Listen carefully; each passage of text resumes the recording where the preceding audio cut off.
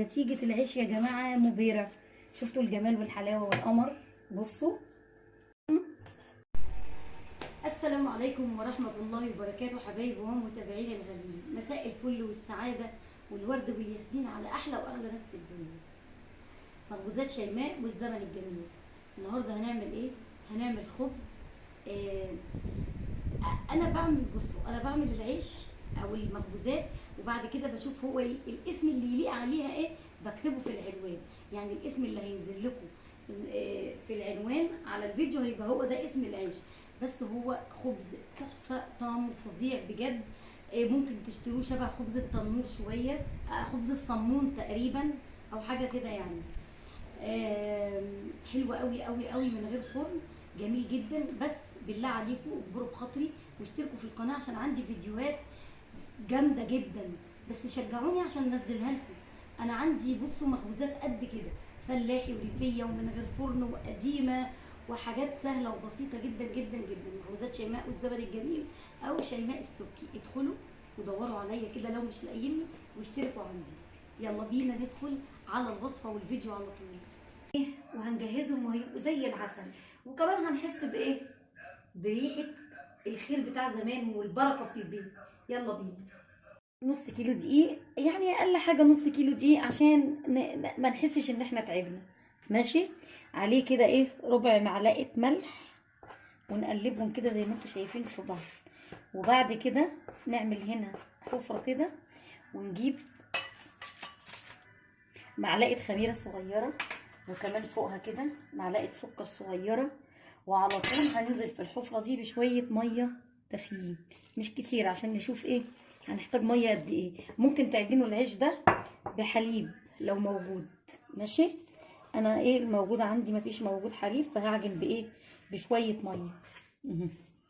قلبت بس كويس لحد ما السكر داب تحت ايدي، حسيت بيه ان هو دبا. هضيف بس شويه ميه كمان اهو، مش كتير.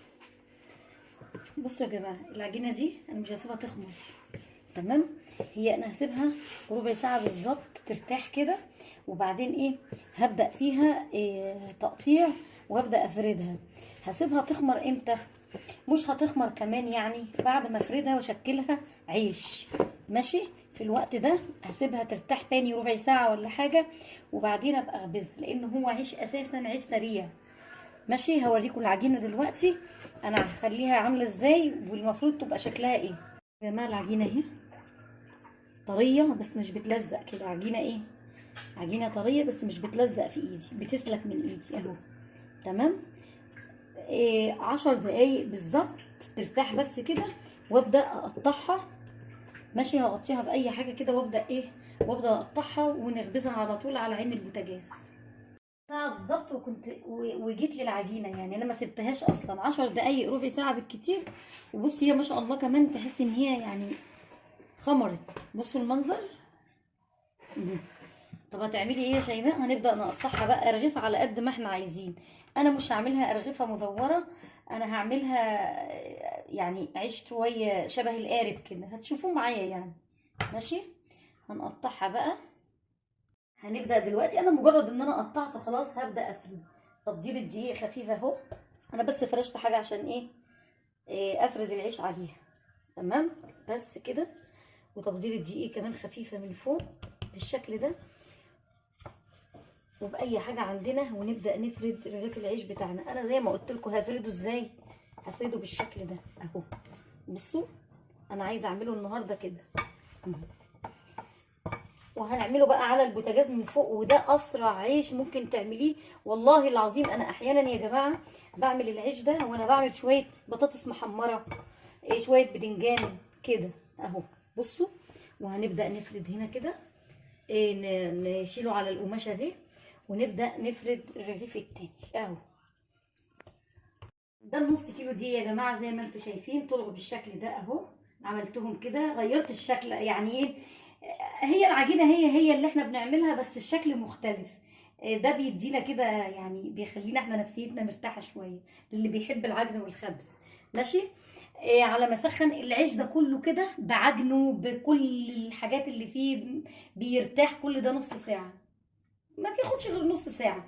هتعملي ايه دلوقتي؟ هنبدا من اول رغيف. هسخن الطاسه بتاعتي على النار اهو، ومن اول رغيف اللي احنا عملناها بدا يرفع تاني ويعلى اهو. بصوا بدا يرفع ازاي، شايفين؟ ويرتاح. هبدا على طول اخبز. يلا بينا.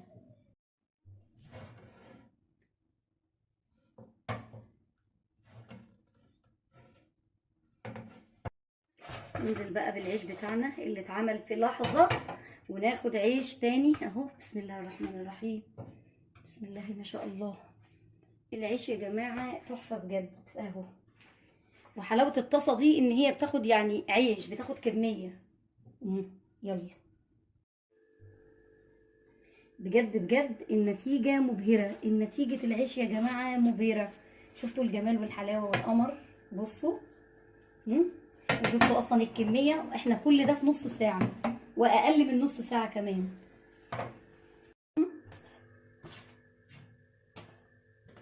ماشي اهو. العيش كله زي ما انتم شايفين بسم الله ما شاء الله منفوخ كده اهو، بالشكل ده كله كده.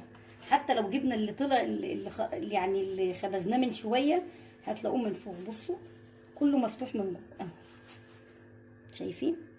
وريحته تجنن. ومعمول ايه؟